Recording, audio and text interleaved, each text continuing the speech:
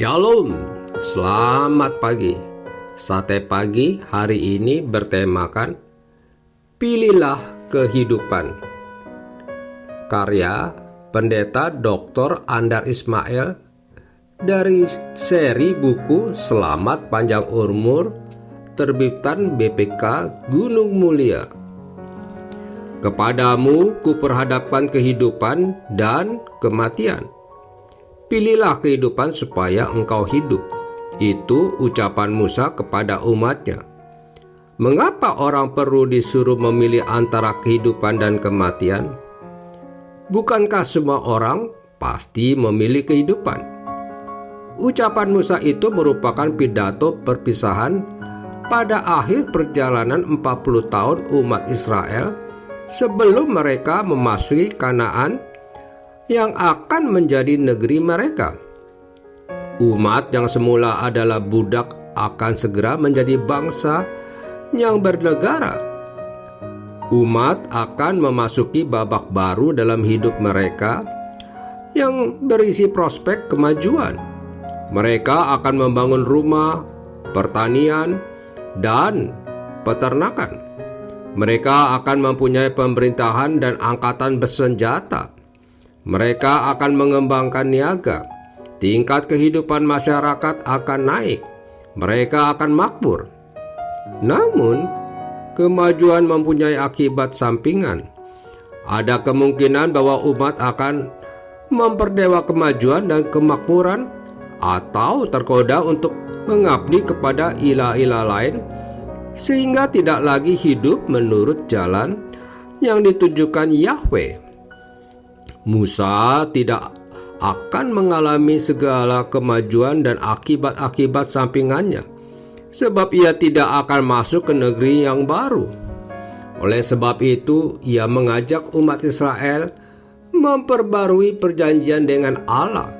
Setiap kitab Ulangan merupakan kumpulan pidato Musa dalam rangka pembaharuan perjanjian di mana ia menceritakan kembali perbuatan-perbuatan Allah kepada umat, mengingatkan umat akan bahaya-bahaya yang mengancam di hari depan, dan menyerukan umat untuk setia dalam mengasihi Allah. Begitulah di tapal batas negeri yang baru, umat Israel menyelenggarakan upacara pembaharuan perjanjian. Lalu dengan hikmat Musa menyimpulkan, "Aku memanggil langit dan bumi menjadi saksi terhadap kamu pada hari ini. Kepadamu kuperhadapkan kehidupan dan kematian, berkat dan kutuk. Pilihlah kehidupan supaya engkau hidup, baik engkau maupun keturunanmu, dengan mengasihi Tuhan Allahmu, mendengarkan suaranya dan berpaut padanya, sebab hal itu berarti hidupmu dan lanjut umurmu."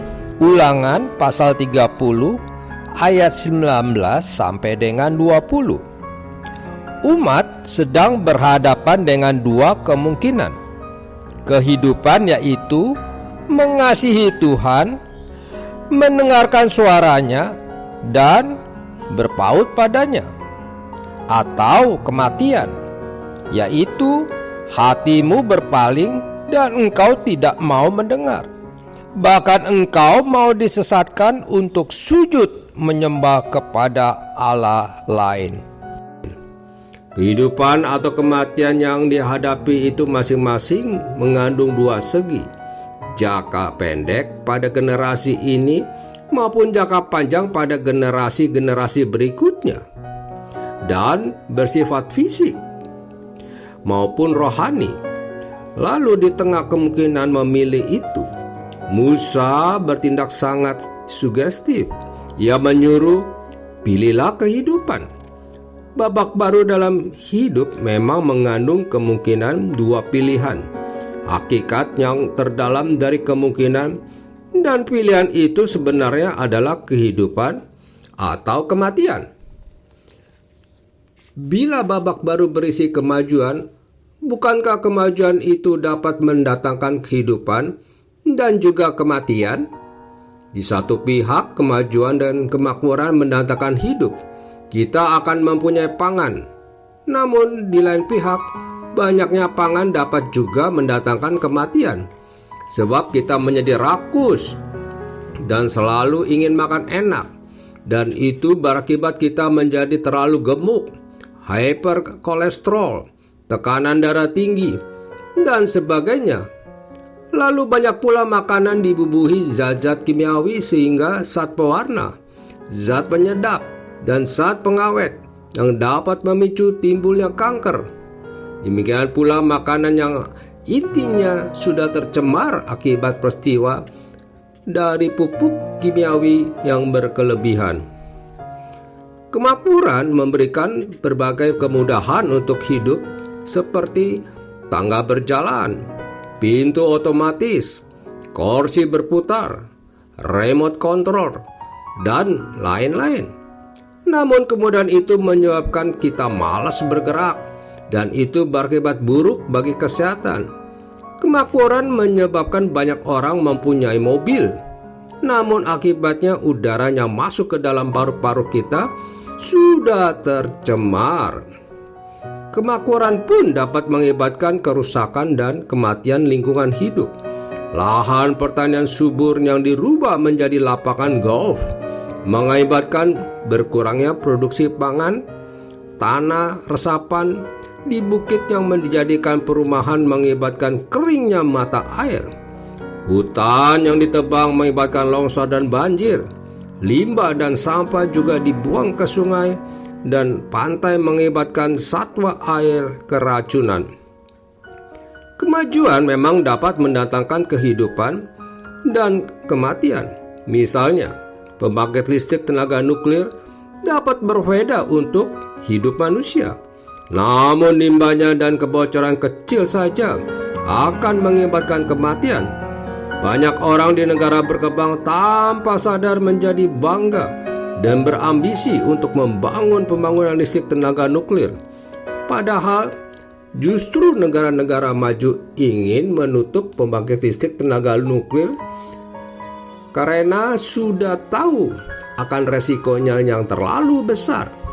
Kemajuan teknologi mobil dan jalan raya bebas hambatan menghasilkan kenyamanan, namun juga harus berarti kematian.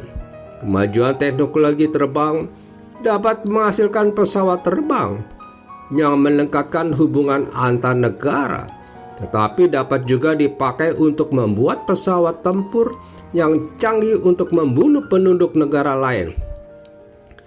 Bukankah sejarah telah mencatat bahwa kemajuan ilmu pengetahuan dan teknologi dalam praktiknya lebih banyak digunakan untuk membangun mesin perang? Tanpa sikap bijak, kemajuan bukan mendatangkan kehidupan, melainkan kematian. Musa merumuskan sikap bijak itu dengan kata-kata, mengasihi Tuhan Allahmu, mendengar suaranya dan berpaut padanya. Ada suara yang diperdengarkan Tuhan. Tuhan memperdengarkan suara agar ciptaannya, yaitu manusia, hewan, sungai, hutan, sumber alam, laut, dan lainnya tetap hidup. Oleh sebab itu Musa menyuruh, pilihlah kehidupan supaya engkau hidup, baik engkau maupun keturunanmu. Kesempatan untuk memilih antara kehidupan atau kematian itu kita hadapi sepanjang jalan hidup, di meja makan dan jalan raya, di bidang rohani atau politik. Dalam menggunakan ilmu pengetahuan dan teknologi, kita harus menghadapi pilihan apa yang kita pilih, kehidupan atau kematian. Amin. Mari kita berdoa. Bapa Surgawi, ajarilah kami memilih kehidupan sesuai dengan kehendak-Mu. Amin.